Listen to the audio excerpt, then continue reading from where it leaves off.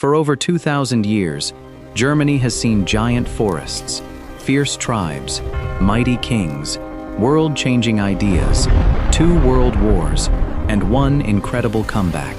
This is its full story. Alright, so, if you traveled back more than 2,000 years, you would not find a country called Germany.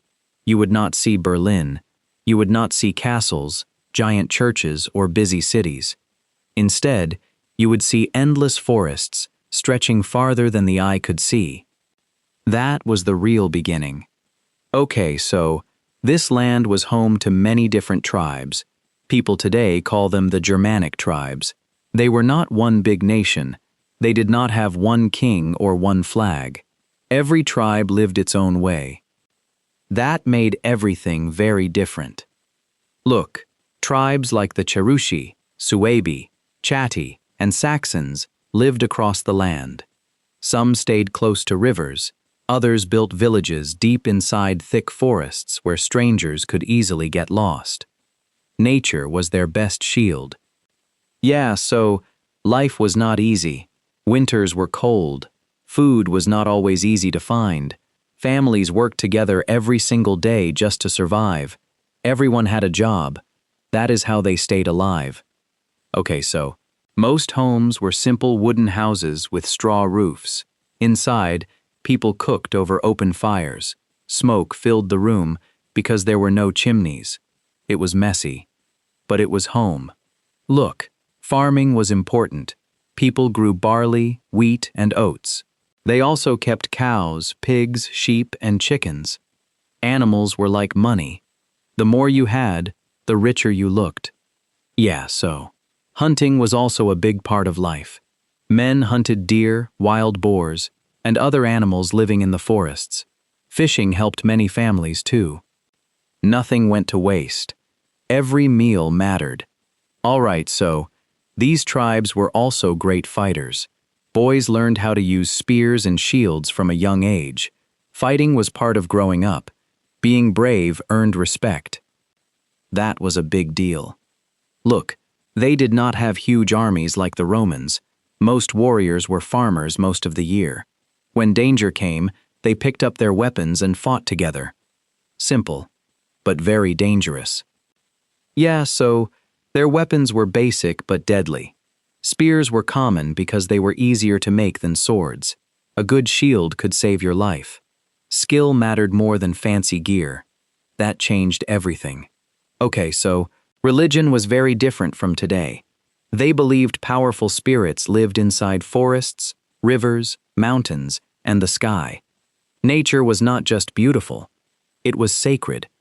People truly believed it was alive. Look, large oak trees were special places. Instead of huge temples, many tribes prayed outside under the open sky. They gave gifts to their gods, hoping for good harvests or victory in battle. Nature was their church. Pretty wild, right? Yeah, so family and honor meant everything. If someone hurt your family, you were expected to answer. Loyalty came before almost everything else. Trust was priceless. Without it, you had nothing. Alright, so, while these tribes lived in the forests, another giant power was growing farther south. Rome, the strongest empire the world had ever seen. Look, the Romans built amazing roads, huge cities, powerful forts, and organized armies. As their empire grew, they slowly reached the Rhine River, the natural border near Germanic lands. Rome wanted more, much more. Yeah, so Roman leaders believed these northern lands could become another Roman province. They thought the tribes would be easy to defeat because they were divided. Do not let that fool you. The forests were hiding something. Okay, so, at first, trade started between the tribes and Rome. Germanic people traded animal skins, amber, slaves, and cattle. In return, they received Roman coins, jewelry, glass, wine, and better tools. Both sides made money. But peace never lasted long. Look, some tribe leaders even worked with the Romans. Young Germanic men joined Roman armies as soldiers. They learned Roman battle plans, discipline, and military tricks. That knowledge would become very important. No one knew it yet. Yeah, so one of those young men was named Arminius. As a boy, he was taken to Rome. He became a Roman officer and earned their trust. Rome believed he was loyal. That was their biggest mistake. All right, so Arminius secretly stayed loyal to his own people. While serving Rome, he learned exactly how Roman armies fought, how they marched, and where they were weak. He was watching everything and waiting. Look, in the year 9 AD, Roman General Varus marched 3 huge legions deep into the forests of Germania. Around 20,000 Roman soldiers entered the woods, believing everything was under control. They had no idea. A deadly trap was waiting.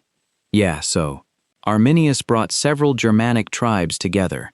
That almost never happened because the tribes often fought each other. But this time was different. They had one enemy. All right, so heavy rain turned the forest paths into thick mud. Roman soldiers struggled to move. Their long lines stretched for miles, perfect for an ambush. Everything was about to change. Look, Germanic warriors attacked from every side. Trees blocked the roads. Spears flew through the rain. Roman formations broke apart. Panic spread everywhere. The mighty Roman army was falling apart. Yeah, so the fighting lasted for days. Thousands of Roman soldiers were killed. General Varus took his own life instead of being captured. 3 entire Roman legions disappeared.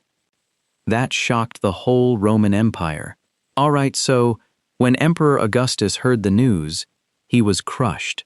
Stories say he cried out, "Varus, give me back my legions." Rome had been humbled. That moment changed history forever. Look, after this disaster, Rome never fully conquered the lands east of the Rhine River. The Germanic tribes stayed free, and their story continued on its own path. A new chapter had begun, and Germany's journey was only getting started. All right, so after the Romans lost the Battle of the Teutoburg Forest, everything changed. Rome was still one of the strongest empires on earth, but it stopped trying to fully take over the lands east of the Rhine River. That was a huge turning point. Germany stayed free. Okay, so that did not mean life suddenly became peaceful. The Germanic tribes still fought each other all the time. Every tribe wanted more land, more animals, and more power. Fighting became a normal part of life. Peace never lasted long. Look, even though the tribes were divided, they slowly started to grow stronger. Villages became bigger. Trade increased. New leaders rose to power. The land was changing, little by little. Yeah, so the Romans still traded with many Germanic tribes.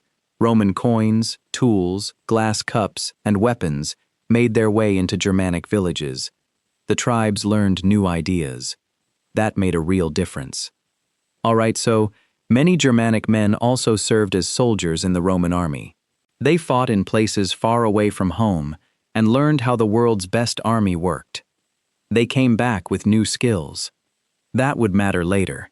Look, by the 3rd century, Rome was starting to struggle. The empire had money problems. New emperors came and went very quickly. Civil wars became common. The giant was getting weaker. Everyone could see it. Yeah, so the Germanic tribes noticed this. Groups like the Franks, Goths, Alemanni, Burgundians, and Vandals became more confident. They began crossing Roman borders more often, sometimes to trade, sometimes to fight. Okay, so Rome tried to stop them by building stronger forts and sending more soldiers to the border. But the empire was simply too big to protect every place. Cracks were starting to show. That is never a good sign.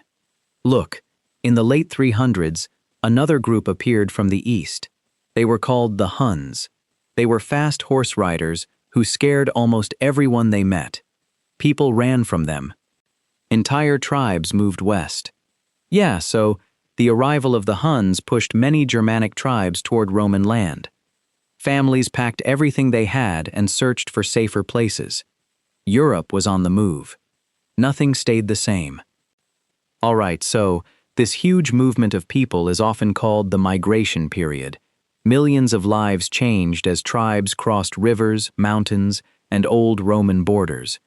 It was one of Europe's biggest changes, and it happened over many years. Look, some tribes asked Rome for permission to settle inside the empire. Others simply forced their way in. Rome could not keep control. It was losing its grip. Yeah, so one famous group was the Visigoths. In 410 AD, they shocked the world by capturing and looting the city of Rome. Think about that. The city that once ruled Europe was now under attack. Okay, so more Germanic kingdoms appeared across Europe. The Vandals moved into North Africa. The Ostrogoths settled in Italy. The Burgundians built their own kingdom. The Franks became stronger in what is now France and Western Germany. The old map was disappearing. A new one was being drawn. Look, then came one of history's biggest moments. In 476 AD, the last emperor of the Western Roman Empire was removed from power. The Western Roman Empire was over. An entire age had ended. Yeah, so, do not let that fool you. So, Rome did not disappear overnight. Many Roman roads, cities, laws, and buildings were still there. People simply lived under new rulers. History kept moving. All right, so, among all the Germanic tribes, one group slowly became more powerful than the rest: the Franks. Their story would shape Europe's future. Look, a young leader named Clovis became king of the Franks around 481 AD. He was smart, fearless, and very good at bringing different groups together. He wanted one strong kingdom, not dozens of small tribes. Yeah, so, Clovis won battle after battle. He defeated rival tribes and expanded his kingdom across much of modern France and Western Germany. His power kept growing. People started paying attention. Okay, so, one of Clovis's biggest decisions was becoming a Christian. This helped him gain support from many people living in former Roman lands. That changed politics. And religion, too. Look, after Clovis died, his kingdom was divided among his sons. That caused many family fights, but the Frankish kingdom survived. It bent. It did not break. Yeah, so, over the next couple of centuries, new leaders slowly rebuilt Frankish power. One family became more important than all the others: the Carolingians. Remember that name. All right, so, one of the greatest leaders from this family was Charlemagne. He became king in 768 AD and dreamed of building a huge empire. He was thinking much bigger, way bigger. Look, Charlemagne fought many wars. He expanded his lands across modern Germany, France, Belgium, the Netherlands, Switzerland, northern Italy, and beyond. His empire became enormous, one of Europe's largest. Yeah, so, Charlemagne also cared about learning. He opened schools, supported churches, and encouraged people to copy books by hand. Knowledge started growing again. That was a big deal. Okay, so, on Christmas Day, in the year 800 AD, Charlemagne was crowned emperor by the Pope in Rome. It was an unforgettable moment. Europe had a new emperor. Look, this was not exactly Germany yet, but many of the lands that would later become Germany were now part of Charlemagne's empire. The foundation was being built. Slowly but surely. Yeah, so, the tribes that once lived deep inside dark forests had changed completely. They were no longer just separate groups fighting for survival. They were becoming kingdoms. And Germany's real story was only beginning. All right, so, after Charlemagne was crowned emperor in the year 800, it looked like Europe was finally becoming one powerful empire again. People believed peace and order had returned, but that did not last long. Big empires are hard to hold together. Okay, so, when Charlemagne died in 814 AD, his only surviving son took over. After that, the empire was passed down to his grandsons. That is where the problem started. Family fights changed everything. Look, in 843 AD, Charlemagne's grandson signed the Treaty of Verdun. Instead of ruling together, they split the empire into three large parts. One empire became three. That changed Europe's future forever. Yes, so the eastern part became known as East Francia. This land included much of what is now Germany. It was not called Germany yet, but the roots were there. All right, so East Francia was made up of many regions. Places like Saxony, Bavaria, Swabia, Franconia, and Lorraine all had their own powerful leaders. Each wanted more power. Keeping everyone together was not easy. Look, the king could not simply order everyone around. Local dukes controlled their own lands and armies. The king needed their support. That made ruling much harder. Yeah, so during this time, new enemies attacked from every direction. Vikings came from the north. Magyar horse riders attacked from the east. Other groups crossed the borders looking for land and treasure. People lived with danger. Almost every year brought another fight. Okay, so one king stood out from the rest. His name was Henry the Fowler. He became king in 919 AD. He knew the kingdom had to become stronger. There was no other choice. Look, Henry built forts across the land and trained better soldiers. He also made peace when it helped and fought when he had to. He was smart, not just brave. Yeah, so after Henry died, his son Otto I became king in 936 AD. Otto dreamed bigger, much bigger. All right, so Otto defeated powerful dukes who challenged him.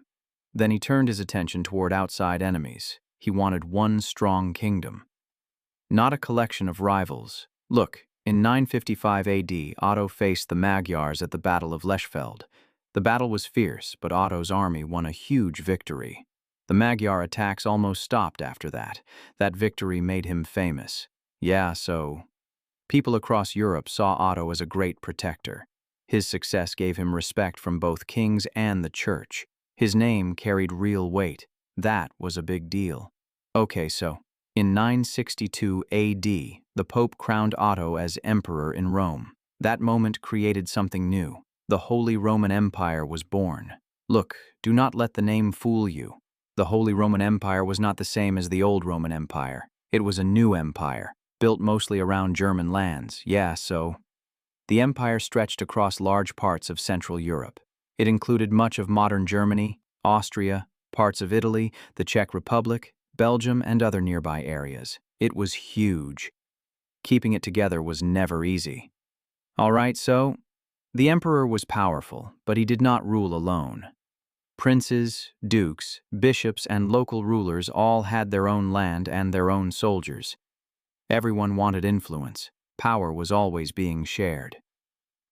Look, the church became one of the strongest forces in the empire. Bishops were not only religious leaders, many also ruled towns and large areas of land. Religion and politics became closely connected. Yes, so this often caused arguments. The emperor wanted to choose important church leaders. The Pope believed only the church should make those choices. Neither side wanted to give up control. Okay, so this fight became known as the investiture controversy. One of the biggest clashes happened between Emperor Henry IV and Pope Gregory VII. The argument became personal, and the whole empire watched. Look, the Pope removed Henry from the church. Many German princes then turned against their own emperor. Henry suddenly stood alone. His crown was in danger. Yeah, so in 1077, Henry traveled through the snowy Alps to meet the Pope at Canossa. He waited outside for days, just hoping to be forgiven. All right, so the Pope finally accepted him back into the church, but the damage was already done. The emperor looked weaker than before. Look, even with these problems, towns across the empire kept growing. Trade became busier. Markets filled with merchants selling cloth, iron, salt, wine, and grain. Money started flowing. Life slowly became better. Yes, so many cities built thick stone walls to protect themselves. Craftsmen formed groups called guilds to help workers and control the quality of what they made. Cities became richer and more independent. Okay, so beautiful castles appeared across hills and rivers. Noble families built them to protect their land and show their power. Some castles looked impossible to attack. They still stand today. Look, huge All right, cathedrals, so less. By the mid-1200s, the Holy Roman Empire looked huge on the map. But here is the thing. It was becoming harder and harder for one emperor to keep control. The empire looked strong. The truth was very different. Okay, so, after Emperor Frederick II died in 1250, the empire entered a messy time. For years, there was no strong ruler who could truly control everything. Power slipped away. The local princes loved that. Look, instead of one powerful leader, hundreds of princes, dukes, bishops, and nobles ruled their own lands. Each made their own laws, collected taxes, and built their own armies. Germany was becoming divided, and that would last for centuries. Yeah, so, even with all this political fighting, everyday life was actually getting better in many places. New towns were growing faster than ever. People saw new opportunities, trade was booming. All right, so. Cities like Hamburg, Lübeck, Cologne, Nuremberg, and Frankfurt became busy centers for business. Merchants arrived from all over Europe carrying cloth, salt, wine, metal, spices, and other valuable goods. The streets became crowded. Money was everywhere. Look, one group became especially powerful. It was called the Hanseatic League. This was a group of trading cities that worked together to protect their business. Together they became incredibly rich. That is a big deal. Yeah, so Hanseatic ships sailed across the Baltic and North Seas. They carried goods between England, Scandinavia, the Netherlands, and many other places. Trade connected Europe. Germany sat right in the middle of it. Okay, so, as cities grew richer, beautiful buildings started appearing everywhere. Large churches, town halls, bridges, and marketplaces were built using stone instead of wood. The cities looked completely different. They showed off their success. Look, universities also began to appear. Students came to learn law, medicine, religion, and philosophy.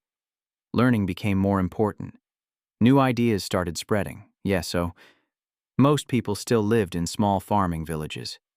Life was hard. Families worked from sunrise until sunset just to grow enough food.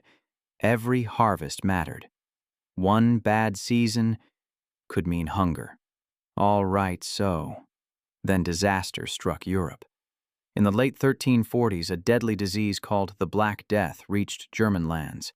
People had never seen anything like it. Fear spread faster than the disease itself. Look, nobody knew what caused it. Some blamed bad air. Others blamed strangers or believed it was God's punishment. People were desperate. They searched for answers everywhere. So millions of people across Europe died. Entire villages became empty. Farms were abandoned and businesses closed because there were not enough workers. The world changed overnight. Nothing felt normal anymore. Okay, so, do not let that fool you. Germany recovered over time. New towns grew again, trade returned, and people slowly rebuilt their lives. Hope came back, step by step. Look, during this period, many amazing castles were built across the hills and river valleys. Some protected trade routes. Others showed the power of local rulers. Many still stand today. They tell stories without saying a word. So. The Rhine River became one of Europe's busiest trade routes. Ships carried food, wine, wood, and metal from one city to another every single day. The river became Germany's lifeline. It still is. All right, so, because there were so many local rulers, every region developed its own traditions, clothes, food, and even ways of speaking. Germany became very diverse. Every place felt different. Look, one important event happened in 1356. Emperor Charles IV announced the Golden Bull. Despite the strange name, it became one of Germany's most important laws. So, the Golden Bull explained how future emperors would be chosen. 7 powerful princes received the right to vote for the next emperor. This made elections more organized, but it also gave the princes even more power.